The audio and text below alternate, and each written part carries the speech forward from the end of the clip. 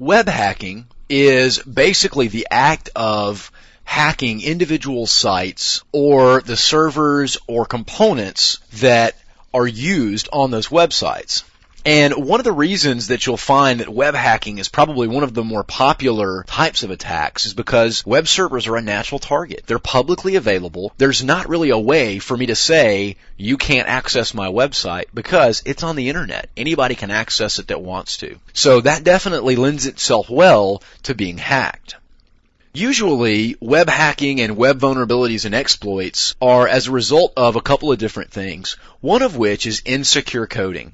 Because web languages are so very easy to understand and interpret, a lot of people simply write their own web code or have in-house developers that write their web code for them. And depending on the code used, whether it be PHP, ASP, Java, or whatever the case might be, then there are exploits available just for those specific things as well.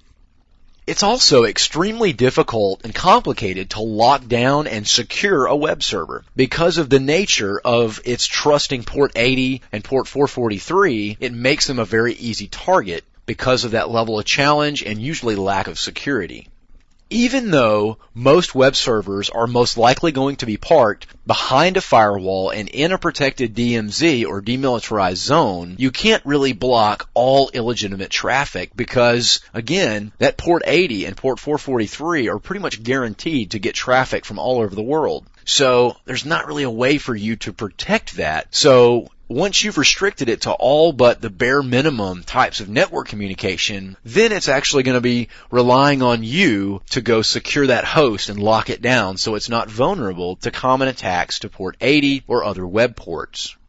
The first step an attacker is going to take is to enumerate the services or the applications on that target and try to determine what web server hosting software is being utilized, such as Apache or IIS. Usually we'll pick up and run known exploits against those identified web servers, especially if we can enumerate version information, such as IIS 4.0. That immediately tells us it's a Windows NT box, and we'll go start looking up known exploits for Windows NT operating system running IIS 4.0. And Apache is going to be in the same boat.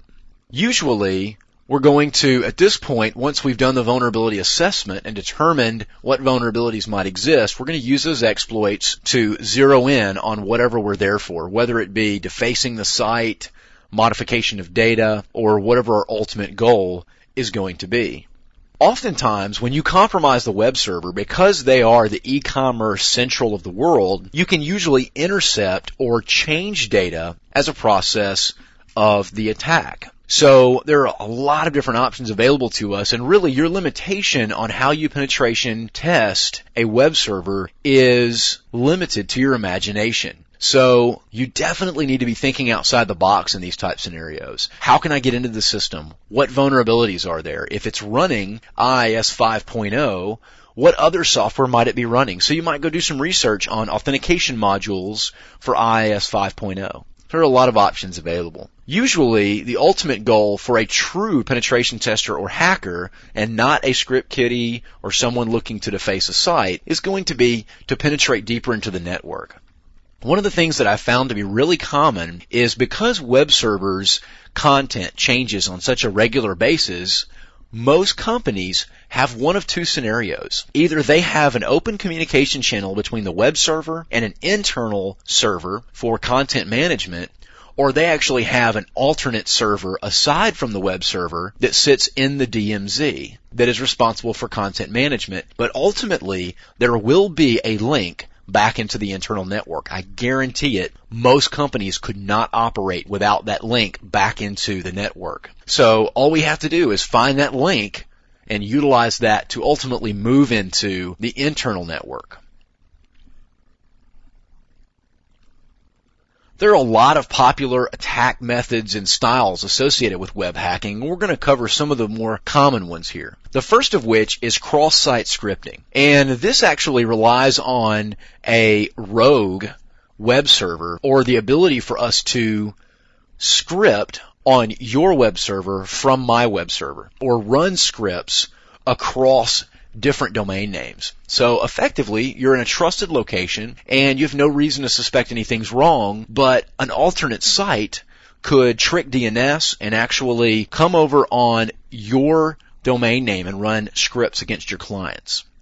There are also quite a few Internet and Information Services or IIS DLL vulnerabilities out there in the way that it handles remote requests. So IIS is a very commonly exploited web hosting service. So be aware that Microsoft web servers are pretty well known for their vulnerabilities. Not to say that Apache doesn't have its fair share as well. Directory traversal is also a very common goal because this allows us to exit the web directories and potentially move into the core operating system directories as well.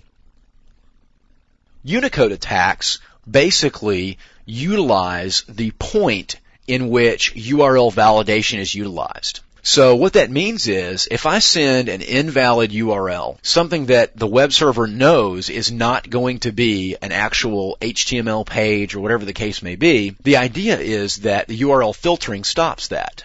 Well, Unicode utilizes the ability for us to represent characters in alternate methods.